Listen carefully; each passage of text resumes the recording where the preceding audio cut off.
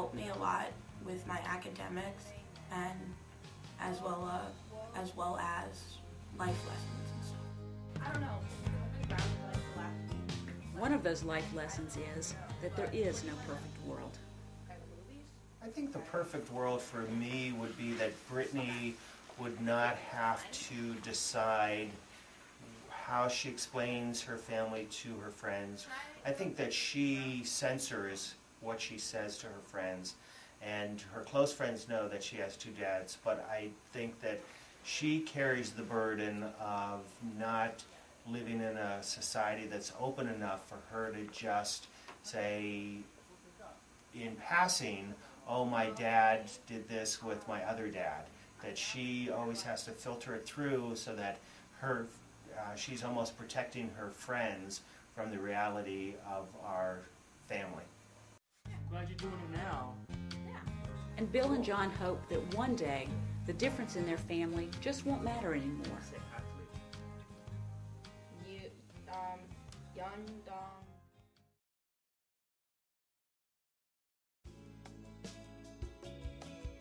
An unexpected summer romance brought Suzanne and Barb together. We basically met, and we were both on vacation. I lived in Canada because I'm originally a Canadian, and I was vacationing in Provincetown, Mass, and met Suzanne. She was vacationing there at the same time. But when the vacation was over, the romance didn't end. Even though Barb returned to her native Canada and Suzanne went home to Connecticut, the sparks of their romance grew into a strong flame. Barb and Suzanne started a long-distance international relationship. We were traveling back and forth frequently, flying back and forth between Canada and here, and whenever one of us could get a long weekend, and occasionally driving and meeting halfway in Maine. And then these friends encouraged Barb to move from Canada to Connecticut to see if the relationship would really, continue and work out. Barb made the decision to leave Canada to be with Suzanne in Connecticut. The couple was ready to start their new life together. At that point we realized that things weren't going to be as easy as we thought, that there was no easy way for Barb to come down. So we sought legal advice, and I was told that the best way for me to be gainfully employed was to go to college. So, for the next 2 years, Barb went to college in Connecticut with the goal of landing a job in the United States so she and Suzanne could stay together. But it wasn't as easy as it should have been. Found out afterwards that even though I graduated summa cum laude, top of my class, interviewed with the insurance companies around here, at the time it was during the Iranian crisis. So that immigration was extremely difficult. And no insurance company, nobody I interviewed with after college wanted to take the gamble of trying to hire an alien. So that put us back to square one again. Without a job, Barb had to go back to Canada. But she didn't want to live her life without Suzanne, so she made the only choice she had left. Barb came back down and became an illegal alien for 10 years. And I can remember lying in bed at night thinking that, something was going to happen. Barb was going to be deported and I was going to get thrown in jail for harboring an illegal alien. So it was a stressful time. Barb and Suzanne had been forced to break the law just to stay together. Barb had no job, no country, and felt like a common criminal. Suzanne took on the financial burden of supporting them. It was a long 10 years. I think once Barb was legal, we weren't so frightened anymore. That 10 years, we were scared. But we made a commitment to each other right in the beginning that was extremely strong.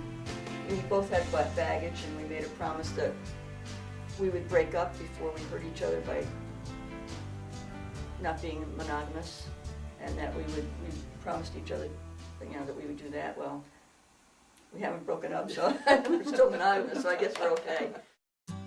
Suzanne and Barb have now been together for 31 years. In 2005, they were legally recognized as a couple in Connecticut with a civil union. Yet, federal law would still prohibit Suzanne from sponsoring Barb for citizenship. If we were a heterosexual couple, we would have been able to obtain a marriage license, get married, and one would sponsor the other, so it wouldn't have been a problem. In fact, my nephew has 4 years ago, did that. He came down to the States to work. He met a girl. They eventually got married, and for him to be where it took me 10 years to be, took him 2 years.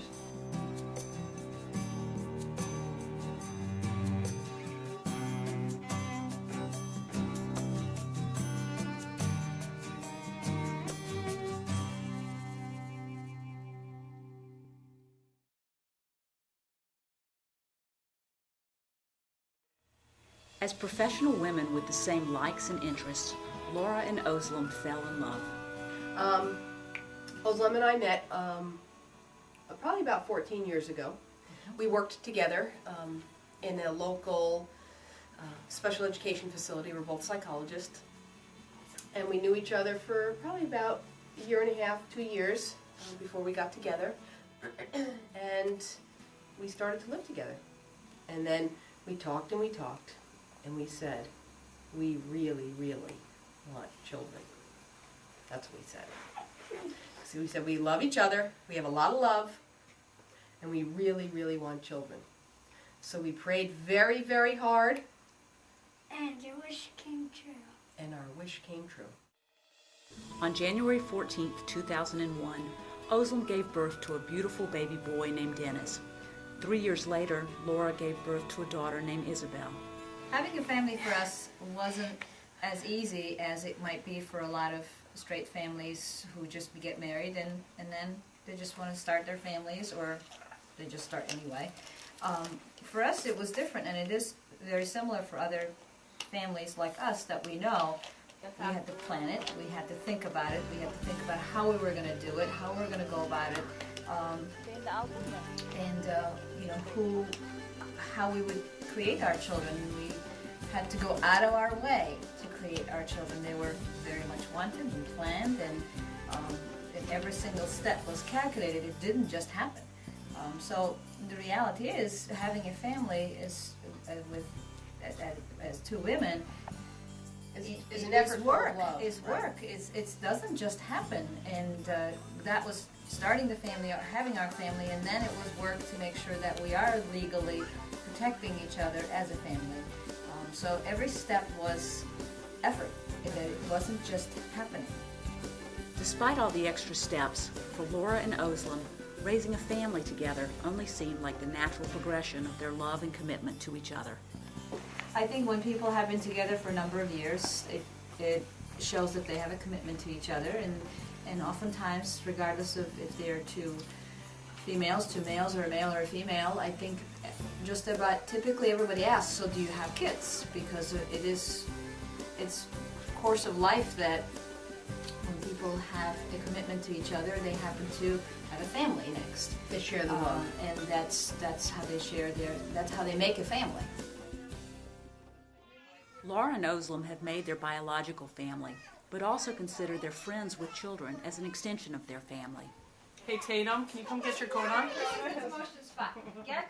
The other thing I think that's really important for us to mention is how important it's been for our kids to know other two-mom families. And we have a fairly large group in Wethersfield of two-mom families that we're very close with, and we do things pretty much monthly together.